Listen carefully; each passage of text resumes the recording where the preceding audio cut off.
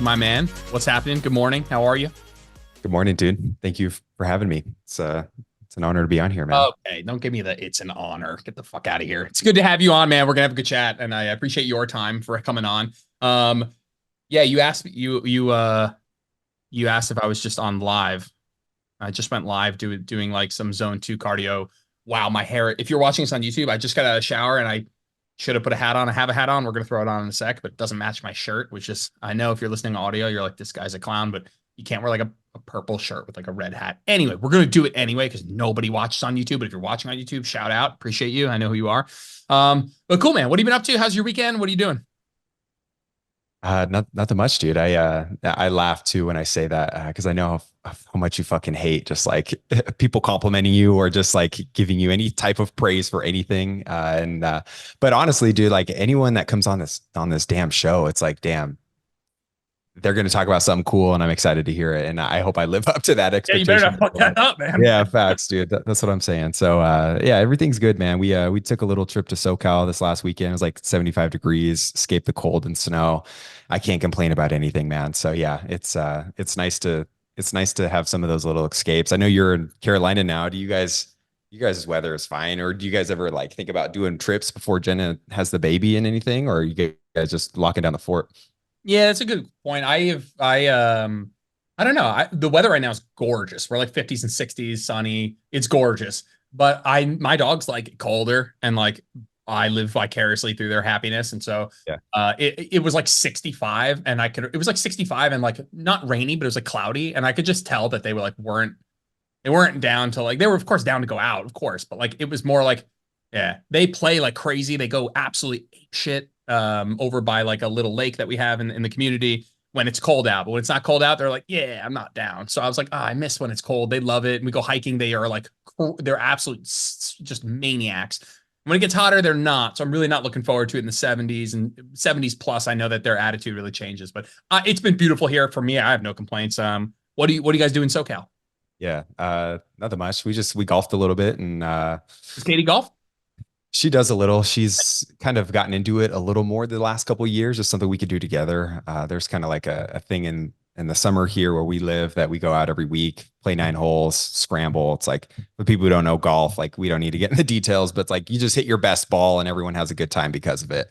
So very low expectation, That's but smart. we kind of enjoyed some good food, some good weather, perfect for me. Katie's kind of in a little mini kind of cut right now. I'm still like half-heartedly in a bulk phase, so there's always some uh fun things to navigate together as we kind of travel. We were with my mom this time too. We stayed with them. They had like a an extra room, so we kind of enjoyed just like mooching off of them. Like I think I'm at that age still where I can do that, where I could just like go with mom and she'll pay for fucking everything. So that's a luxury that I still get to take advantage of. But yeah, we had a good time, but now it's just kind of like back to the normal routine, you know? Cool. Nice, man. Nice. I definitely would love to. That's funny you talk about. I was thinking about what we were going to talk about today. We had a couple chats in our check-in about you being in a bulk, which we're going to talk about. You're like 18 plus months into a bulk, like 30 pounds into a bulk, but also what it's like to have a spouse who's either not in a bulk or in a cut, or you're in a cut and they're not, and what that's like. So definitely want to touch on that dynamic. Do the podcast thing though. You know, the thing where like you tell people, you know, how you got into the space and why you're so passionate about that. Cause that is going to be what we're going to kick things off with today is kind of your story, because I find it to be, yeah, I just haven't had anyone in my life who's had a similar path. And so I really do want to dive into it. Yeah, for sure. Yeah, I mean, that cliche, like, what's your story? I think is really important because, like, for coaches, it's kind of a selling point. You can kind of relate to your clients or whoever you get to work with or your followers.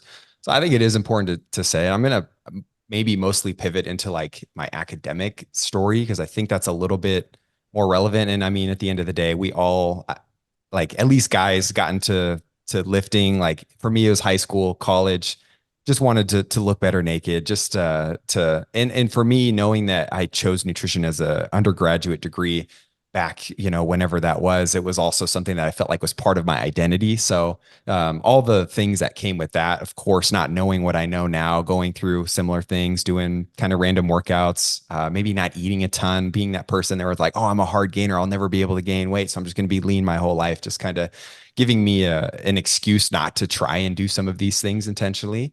But man, the academic road has been Can I pause you for 1 sec? Can I pause you just not to interrupt? Just to give the listener a sense of like why, because I want you to go deep into your. I want you to start from like from whatever your first inkling of I might want to do this for work.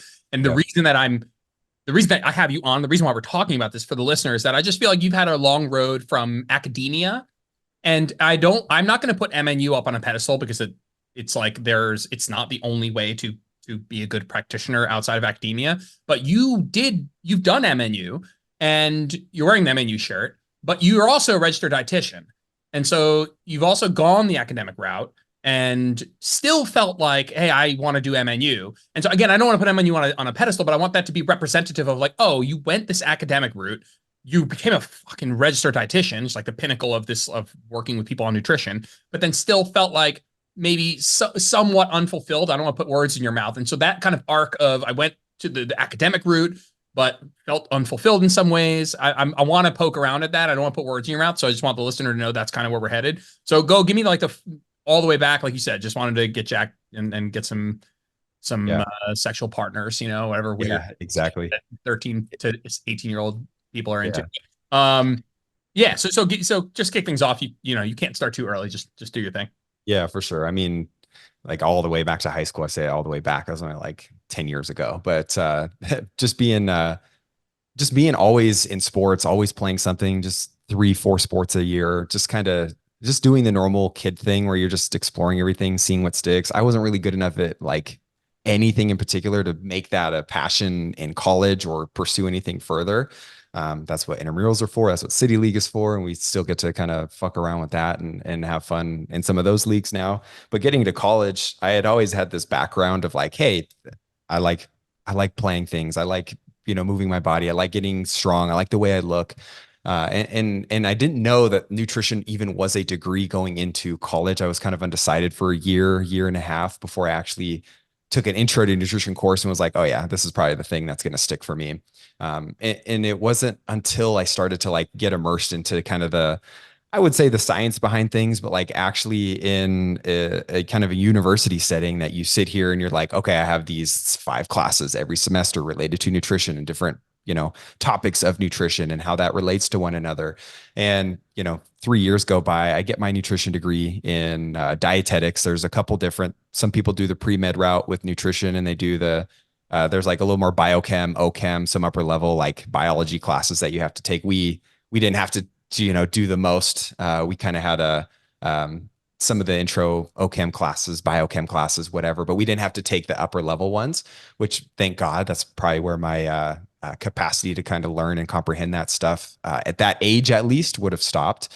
So yeah, it was good. But to become a registered dietitian, you have to get your bachelor's degree in nutrition, and then you have to execute a postgraduate dietetic internship, which fancy way of saying like you have to work for free for 7 to 12 months through a university. It's kind of a selection process application, similar to like, maybe somebody going to law school or somebody going to med school, maybe not the exact same, but hey, there's like a selection criteria. Only 5 to 7 people got into the program that I got into, but I spent 7, 8 months doing that. Mind you, when I say nutrition, when I talk about all these things, man, the end of the day, like looking back now, we're not always talking about like calories necessarily. We're not always talking about even like weight is brought up, but man, you learn the science of like, you talk about inflammation and you talk about diabetes and all these disease processes and how to manage disease. Like that's, and again, people definitely have different experiences, but at least the school that I went to, the way that like we were funneled through their system, it was very geared towards like, you'll be working in a hospital one day. You will be working in like an acute kind of like critical care setting. You'll be working in dialysis. You'll be working at skilled nursing homes. Maybe there's some public policy stuff that you could veer into, but there's a finite amount of like jobs that they kind of set you up for to, and again, it's it's cool knowing that you kind of have a job and that you're kind of like meeting the minimum criteria to like jump into some of these kind of like bigger jobs, I guess you could say. But for me, I definitely did that. Like per diem at the hospital, a couple hospitals for the year, was all around our little city at nursing homes. Got a full-time gig at dialysis for a couple of years. That kind of led me into that next stage. And for people who don't know dialysis, like people have kidney disease, chronic kidney failure, people doing home treatments, in-center treatments, they come and they essentially clean your blood for you. And then you leave and then you come back a couple days later. It's really fucking sad. And for me, it was just depressing as shit. And not to mention when COVID hit 2020, 2021, like my job description felt like it changed a little bit. Like I was screening people. I was like the youngest person on staff. So I would be asked to do some of the things that like, took away from my immediate duties to the clients. It just kind of turned into something that I didn't really love. And throughout that process, going through school, man, this whole emphasis on tertiary prevention, which is really important, honestly. Like there's a reason that these schools and these internships, like they set you up for that. Cause like there's really important jobs. Like when you're out there and you're learning how to do tube feeds or, like IV nutrition in the hospital for somebody who's on a ventilator, like that's really serious shit. And there's a place for that. Not to mention people have surgeries and whatever, wound care, there's cancer clinics. There's not a ton of outpatient clinics, which is what I was curious about, what I wanted to get into. But man, there's just only a finite amount of things that you could do with the degree itself. And when I wanted to start my own coaching thing, I was kind of just working with people on the side at some level for free too. People within the company I worked with, people on the side that were reaching out to me. And that's what clicked for me. I was like, damn, I could probably do this full time, or I could at least start something where I can go home and work at night or work on the weekends and like make an extra source of income because they don't really pay you fucking anything. We're talking like, 50 to $70,000 a year. I say don't pay you anything, but just compared to how much money you pay for school, how much like, luckily I wasn't that person that you have to take out a bunch of loans and cost like, man, people, I know dietitians that spend 10, 20 years paying off their debt and doing work that maybe isn't super fulfilling for them. I can't speak for everybody, but at least that was my experience. So Can I poke yeah, around really quick about, yeah. I just poke around so you're working at dialysis and you were doing that when we met, right? You were still there.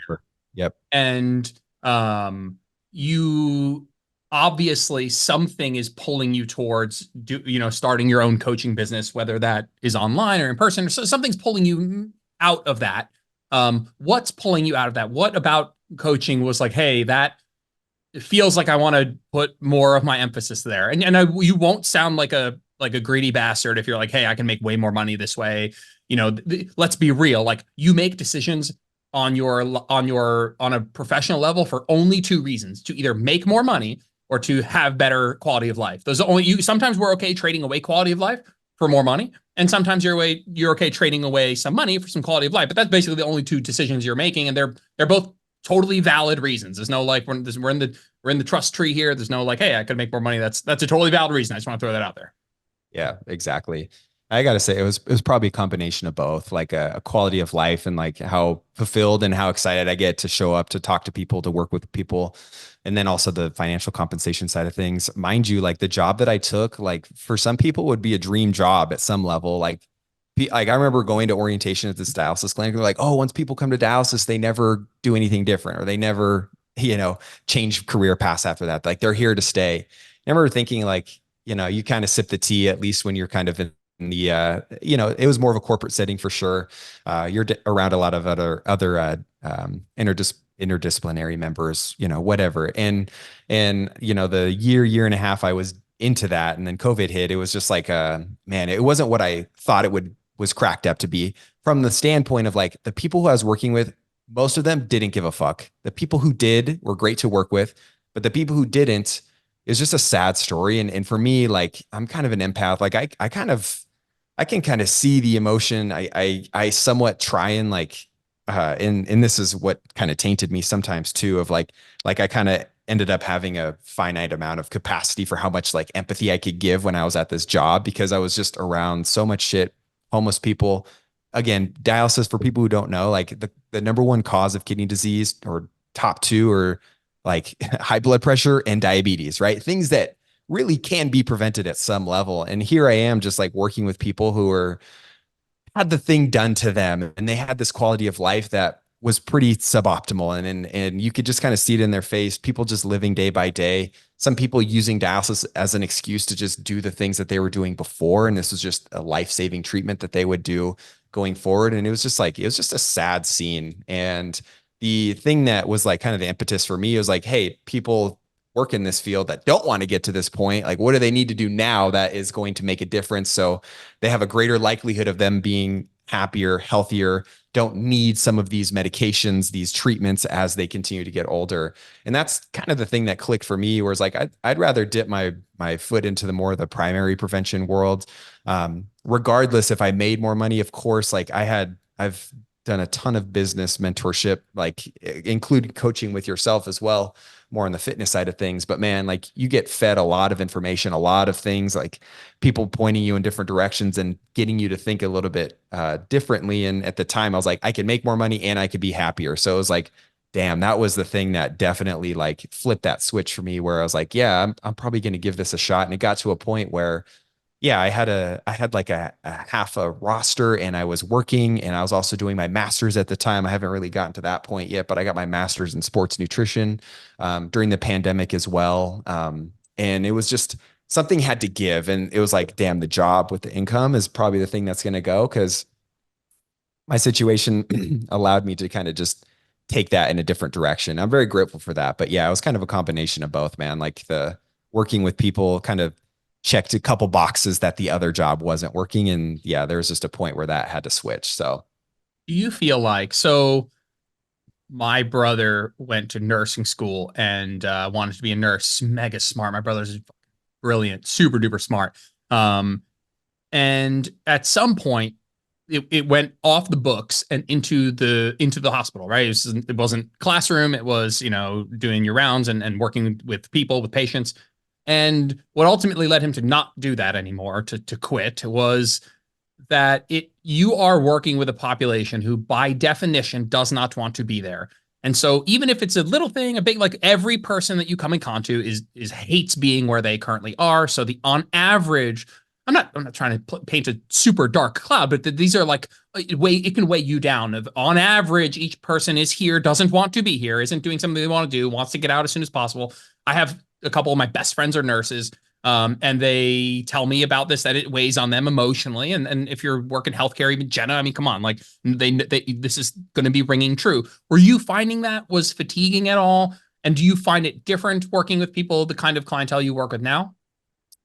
yeah, I do. And I could see that within the like, the nurses that I worked with, the assistants, the front desk workers, the social workers, man, you can kind of see, and maybe it's just my experience. I know there's people out there that have different experiences, that have great team members, that have a really good company that kind of has their back. Like there's a very typical, like, hey, we're on a sinking ship right now. Like that also weighed into my decision, where it's like, I don't really want to be in a position where I'm constantly being micromanaged in a setting where like there's a lot of things happening within the clinic that I feel like I don't have a ton of control over. That, and again, I'm pointing blame, but like none of it was really my fault. I just happened to be on the ship at the same time. And taking that into account, of course, like you have the people who are kind of forced on you. They have Medicaid, they have Medicare. Some of them don't have insurance at all, that the company just kind of eats at some level. And then you have the people with insurance that get 10x the amount of compensation for their treatments.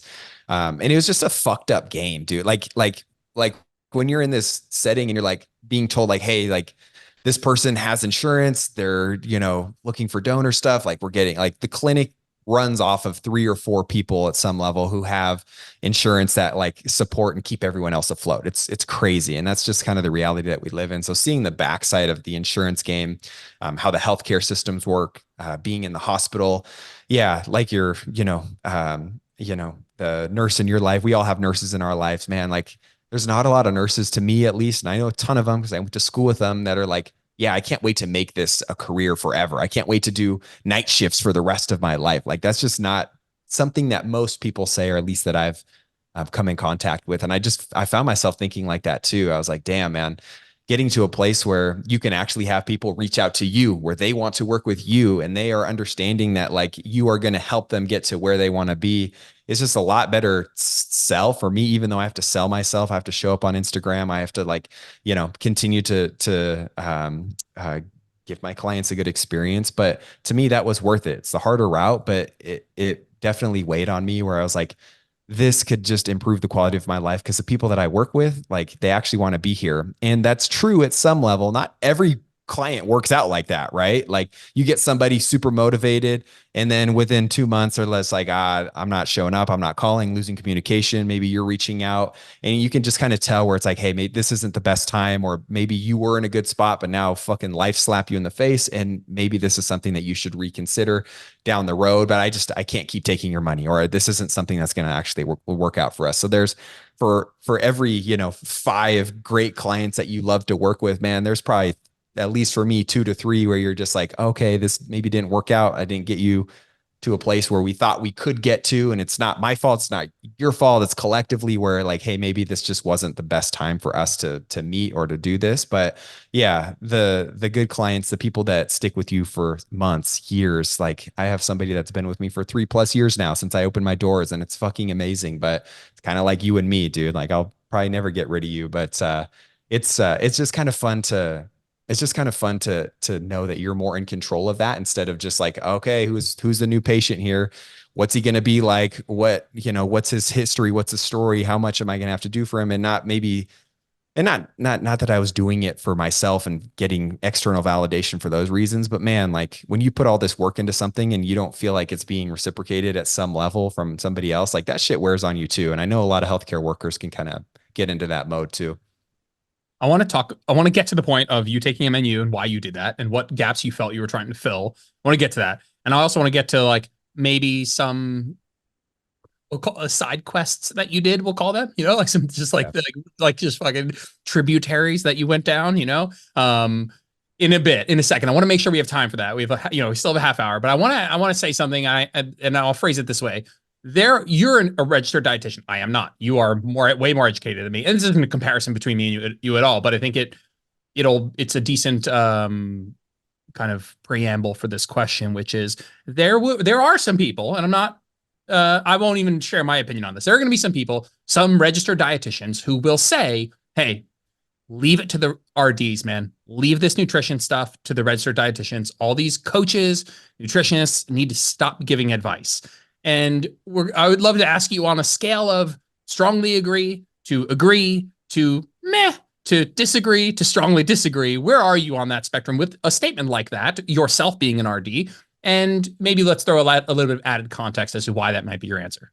Yeah, and that's a great question. I actually had that written down as something that I wanted to bring up, is like this little mini war between like health coaches and like even influencers in the space. And then there's dietitians, and then there's like there's so many people. Everybody knows who's following people on social media. Like there's just a plethora of people with different credentials, with different things that they're advertising, and then using that as like kind of justification where, hey, I'm going to post content and I can speak to different topics. And the dietitians, I would say, are man, how do I say this politely, man? They got the biggest sticks up their ass at some level. And I'd be lying if I said that I didn't maybe do that at one point, because there's this sense of pride where it's like, hey, I've gone through the 7 years or more of schooling for certain things. I have a credential behind my name, all these things. And it's like, I should be the only one talking about these things. Where, to answer your question, I would say, man, I kind of disagree with the sense that dietitians are the only people that can only give information and be these people who are present online. Now, there's just kind of this little mini war, though, that I've seen, at least. And I think there's dietitians, and then I think some people classify everybody else as a health coach, whether you've done MNU, whether you've done, maybe you have your PhD or you have a master's in nutrition, or you've gone some academic route, but then you also have a practice or you work with somebody, versus the Flav Cities or the Paul Saladinos, or the really big people in the space that are the people talk about single ingredients, people promoting blood glucose monitors. Like I think some people, I see your face just gagging, I hate saying about it too, but like like some dietitians sit here and think Jordan Lips is like in a bucket of the same other people because he didn't get a dietitian degree, or he didn't get his credentials and didn't go through that route. And I think that's kind of bullshit. And to be honest, you know, when I got into the space, maybe I had that perception, but when you actually start working with human beings, when you actually start getting into the space of coaching, it's very different, at least for me, than what you learn in school and what you learn in your internship and what you do in a clinical setting. It's not the fucking same. And for me, like, that's where I was like, even with you, I was like, damn, there's somebody who's a coach who I respect a lot, who, you know, talks about things in a way that I resonate with. Like, I'd love to work with you. I'd love to, learn from you and at some level, and kind of like have an extra set of eyes on what I'm doing, because not, I could admit that I'm not the person that knows everything either. But man, you have somebody that knows about tube feeding. You have somebody that knows about, hey, you had a heart attack. This is what we should be doing. Like, you have cancer. Here's some recommendations what we should be doing for this. Man, it's very different than Susie coming in saying like, I want to lose 10 pounds and I want to look better, you know, in a swimsuit this summer. I want to get better for my wedding, which there's nothing wrong with that. But those are two very different humans. And I find personally that I wasn't really equipped, believe it or not, to work with the people who are like generally healthy, who weren't in a place where they were really sick. Like the brain the way that my brain worked at the time was very clinical. It was very like textbook in a way. And a lot of times dietitians can get into this mindset where it's like, hey, that's what I'm thinking about everything all the time. And that really doesn't serve people super well. But again, you compare that to people walking around in grocery stores talking shit about all these certain things. Like, of course, we're going to think that they're not qualified. There's no governing body to like regulate them and the messages that they say. And there's no repercussions for any harm that they do. Because we're on the other side where it's like, oh, we deal with the people who have eating disorders because of these motherfuckers, right? Or we see things where the advice that other people are getting is actually doing more harm. And that's where like me in the middle, I would maybe relate myself more to you as a health coach, as a hypertrophy coach, more than I would identify as like a true dietitian right now. And again, speaking from experience, I just think that dietitians, they have this like kind of mindset. And any dietitian listening to this, like, I have the most love for our profession and what we do. But for me, I had to pivot and start to think differently to better serve the people that I was working with, and get to a place where I didn't feel like I was just so textbook with everything all the time, because nothing about this is just super textbook. And that's kind of this whole thing where people just kind of think in black and white. And for us, we got to live somewhere in the middle. So I don't know if that answered your question, but man, yeah, there's a lot of people out there. Like, if you have, you know, some type of chronic disease and all the, like, you're going to be wanting to get your help from a dietitian, like somebody who isn't licensed, who hasn't experienced that. Like, they probably can't speak to that, but people are acting as if they can do that. And that's where the functional medicine stuff can kind of get scary. But man, if you're looking to get into the gym, you want to build more confidence, you want to get stronger, you want to become more of a minimalist with your training, with your nutrition, man, someone like Jordan, even someone like myself, like, that's probably better than somebody who's been working in a hospital for 10 years and that's all they know how to do, you know? So it all depends, of course, but that's kind of my stance on it. I disagree with the fact that like only dietitians should be giving health advice, because that's just not the world that we live in. It's not going to go away. Yeah. I mean, I agree that statement technically it's like a bit of an appeal to authority fallacy, where it's, you know, well, listen, in my eyes, there's good information and bad information. There's true information and not true information. There's people who have experience working with your issues, and there's people who don't. The likelihood that somebody with no credentials has really good, really reputable information is lower than the likelihood that somebody with a lot of credentials is that they have really good information. And so I think on average, I think that that's a fine thing to say, but, you know, it's like, you know, Bobby is a Flav City, my old Bobby, my old hashtag Bobby approved boy. Like, I actually have less of a problem with him talking about nutrition with no qualifications. I have way more of a problem with the fact that the information is just not correct. Like, if the information that you're putting out is good, like, I'm not necessarily so worried about the acronyms after your name.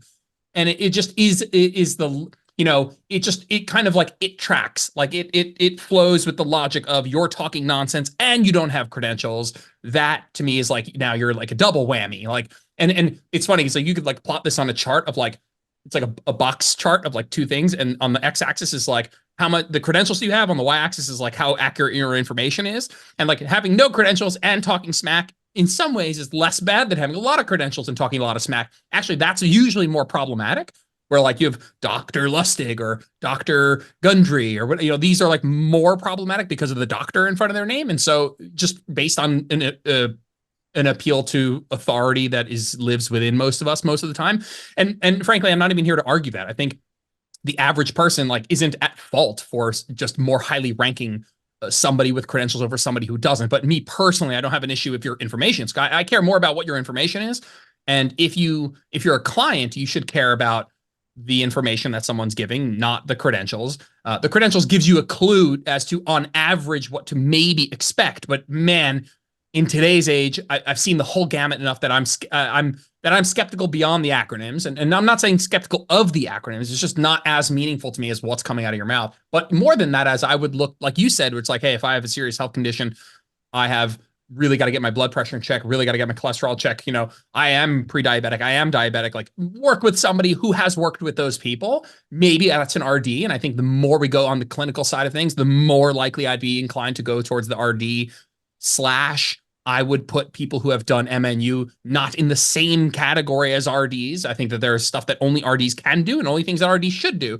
But I would put MNU I'd put like the weekend macro course on one end of the spectrum. I'd put RD on the other end of the spectrum, and I'd put MNU closer to that side of things. As far as like, hey, I have a serious condition, I need to work with somebody who's really put in time and effort and knows the textbook stuff. Right? I mean, knows the behavior change, knows the psychology, knows the business side, but also knows the textbook stuff really in and out, and has worked with people in my position. So, all right, cool. I want to pivot a smidge just to the fact that you did MNU, and you are someone with your master's in sports nutrition, you're a registered dietitian, and you still felt, and I know on some level you're a serial learner. And so it wasn't even like, man, I haven't learned anything, I need to do MNU. But I'd be curious just if you could speak to like what was the motivating factor to doing that. We've had Martin on the podcast. I'll link that in the description if you're curious a little bit more about what MNU is. But so maybe you could talk to a little bit about why you did that. And I'm hesitant to compound this question more. I do want to hear a bit about some of these side quests that you've done as well. So let's start with the MNU thing, and if we have time for side quests, we'll go after. Yeah, for sure. I'll organize it in a way that gets to MNU and the justification for why I actually came to that decision, to why I want to start, because I haven't finished it yet. I'm four months into it. I'm knee deep into the course. Things are going really well, but it was kind of a path to get to that point where I was curious about it, but I didn't have any intention doing it at one point. But I think in general, even just speaking to the kind of last closing statement you made about that, the last topic we were talking about, man, like people with credentials, man, they can get sucked into the BS out there as well. And again, I got to sit here and say that I was one of those people, for better or worse, right? And there's just so many ways to think about nutrition. There's so many ways to present, what you're talking about, how you're talking about things, what you think is important, what you think is a big rock. And I even have colleagues now where it's just like all hormones, all gut, all like reverse dieting, very similar to other health coaches in the space too, but things that you see were just like, damn, yep, they got sucked in, or maybe they weren't able to, they weren't able to appreciate like how this fits into the grand scheme of things. And again, not to say that they're never going to get there, not to say that they're not doing good work with certain people, but at least for me, I just see a difference in like how people approach working with one another. And for me, it was like this constant quest of like, I want to learn a little bit more. I want to see what else is out there. And that's kind of what, like, in addition to following other dietitians, also being in a mastermind group, you're exposed to so many different ways to doing some of these things. The group that I was in, there was just a way different amount of people doing different things than I was doing. Different things in the sense that they're running all the tests, they're selling these things. They're kind of going into the functional world a little bit more.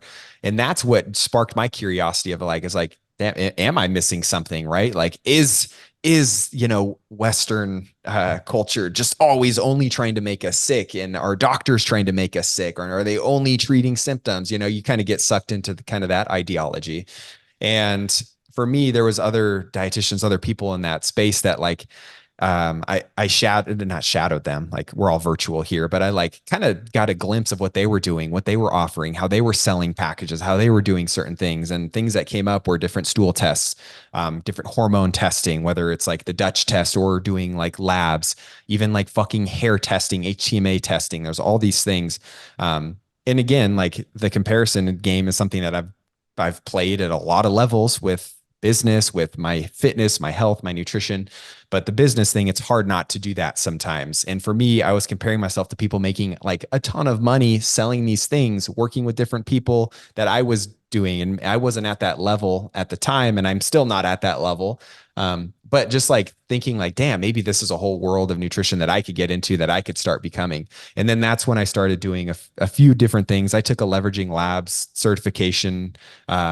Long story short, it's a dietitian certification run thing. I respect the lady a lot, but she teaches you all about the tests, how to interpret them, the protocols that go along with them.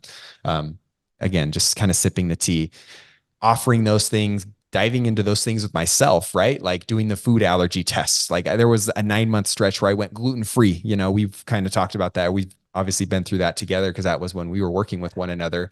Um, this whole time, though, I'll be honest, I was doing these things with the intention of maybe somewhat proving my bias correct, going in with the intention that like, hey, these things maybe aren't as important. And I want to learn from the other side in order to maybe make more informed decisions for myself and my practice. And if I think something is really helping people, like maybe that's something that I'll keep.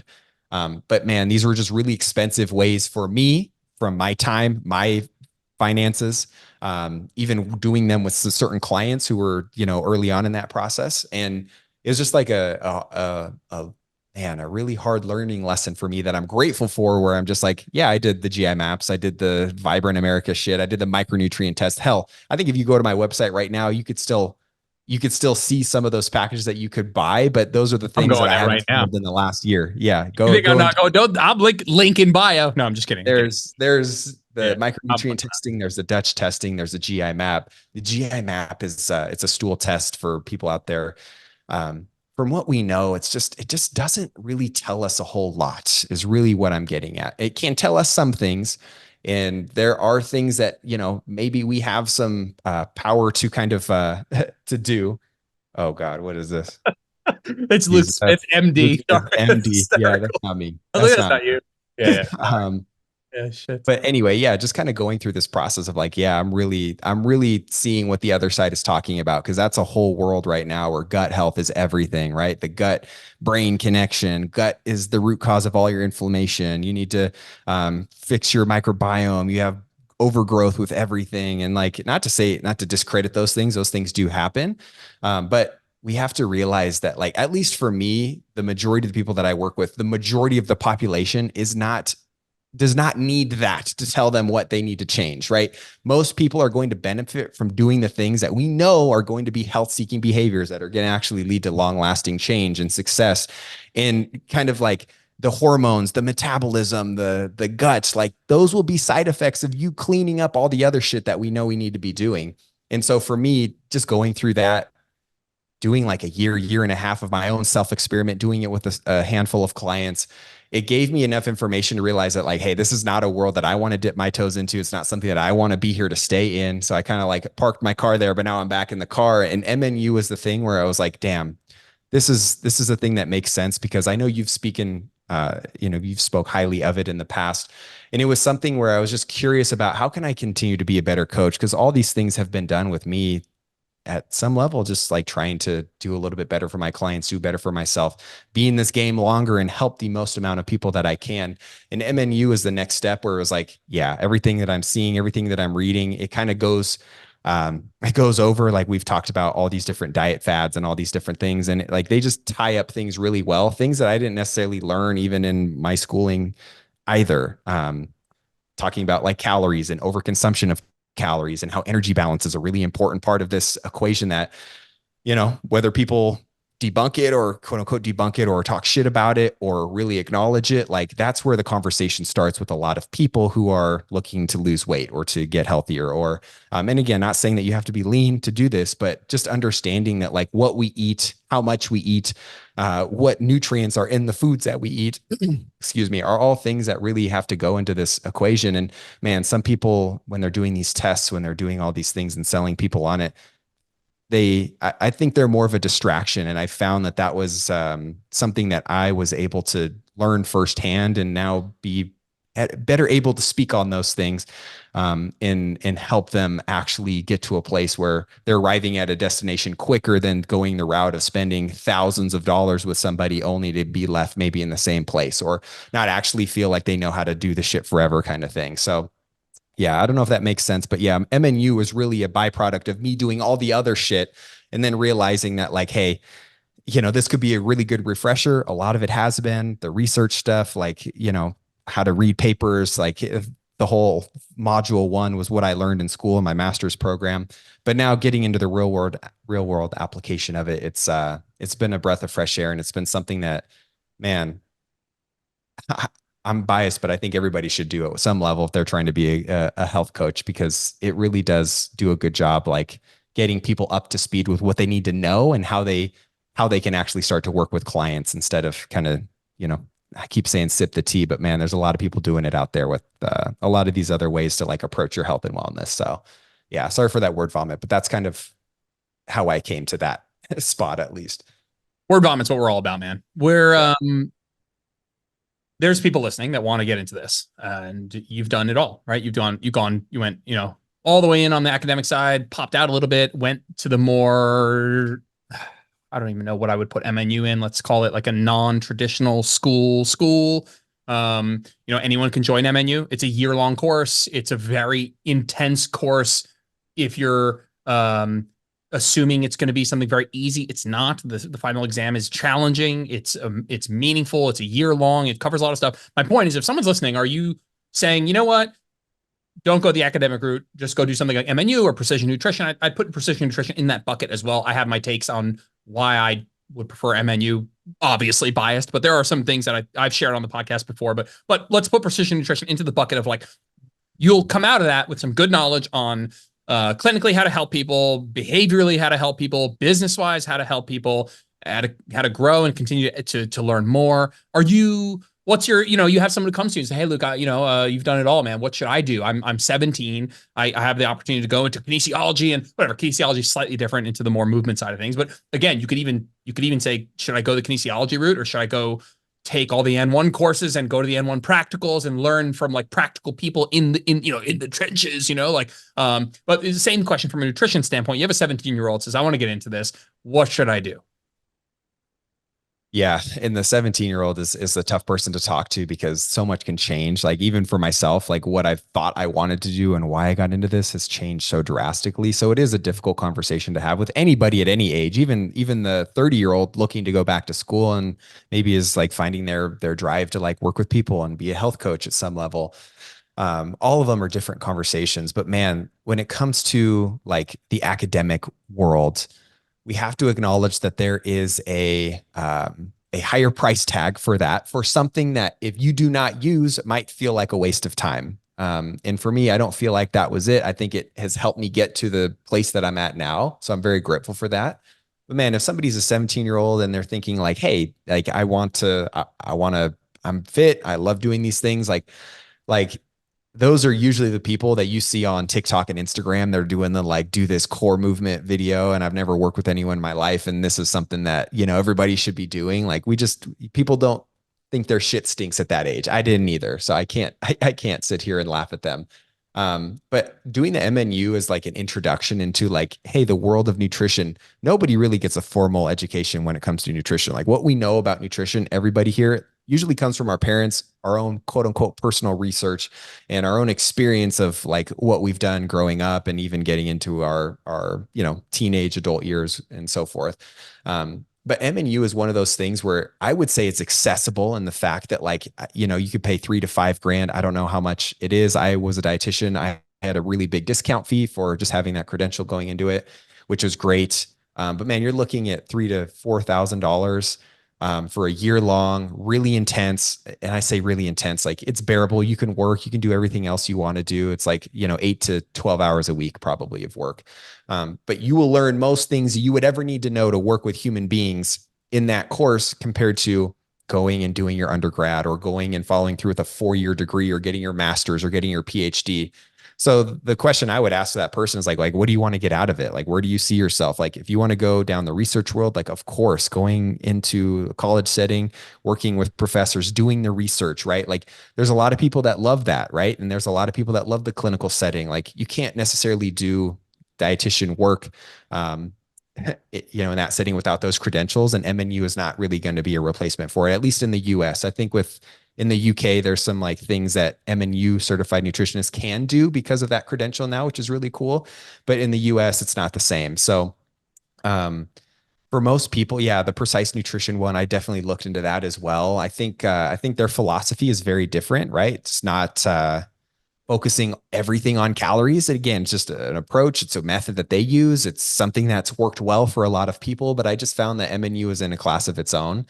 And for most people, I would start there, honestly, instead of like, you know, depending where you go to school, you could be spending anywhere from $20,000 to $60,000 over 6 years compared to, hey, let's see if I love this. If nutrition is going to be the thing that I want to do, spend the 3 or whatever it is and actually like see if that's what you want to do. Cause man, just like the nurses out there, like I just know a lot of them where it's like, yeah, I've been a nurse for 5 years. How the fuck can I get out of this? I'm going to go to, be a nurse practitioner. I'm going to do whatever it is different because I just can't be a nurse anymore.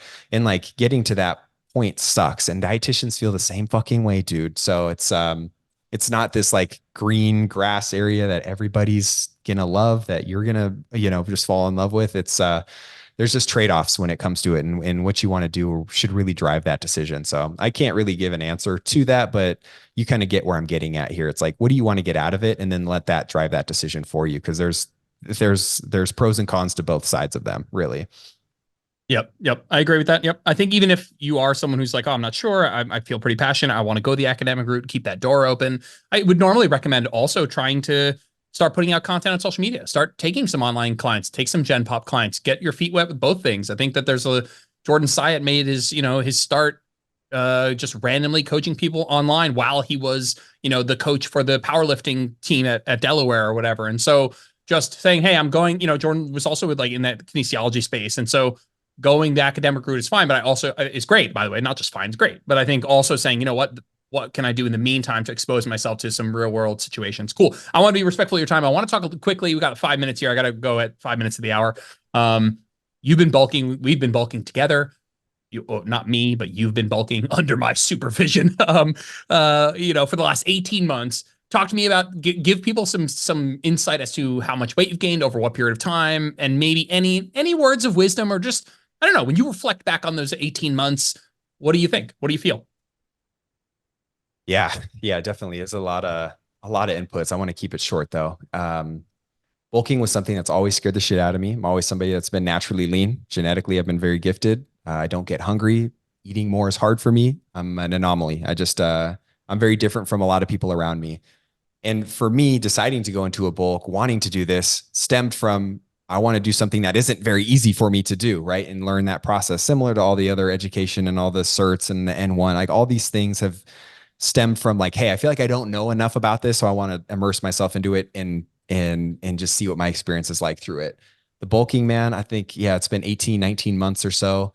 I started at the end of my cut almost. It was about 2 years ago. I think the lowest weight I saw was 159 or 158, which is fucking crazy.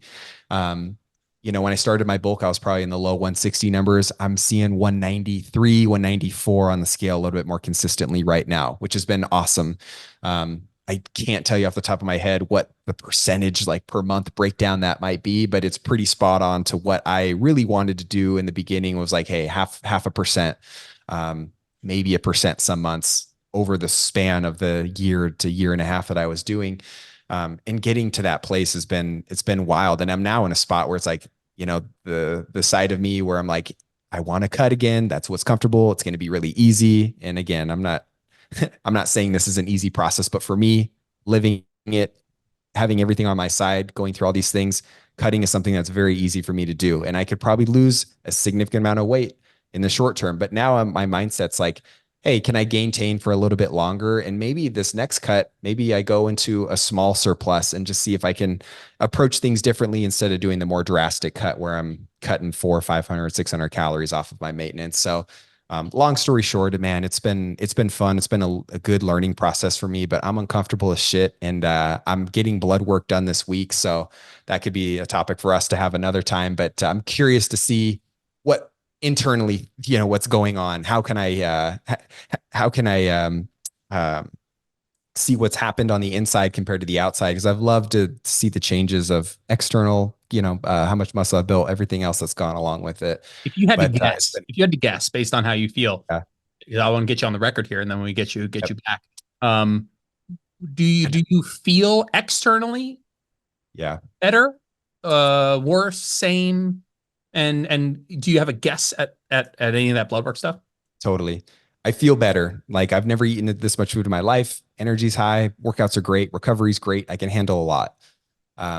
Externally, the way I look is very different. As I say, it's very different. I'm still lean. You would probably think I'm still fit if you saw me here today, but like I have no ab definition. Like my shirts are like a true large now. I've never been in a large in my life. A lot of things have looked good, and I'm really proud of that progress as well. From like a metabolic health standpoint, honestly, I don't think anything's changed. I've always had really good blood work. I've always known how to build my plates, how to get enough fiber, how to eat enough protein, where I get my protein sources from.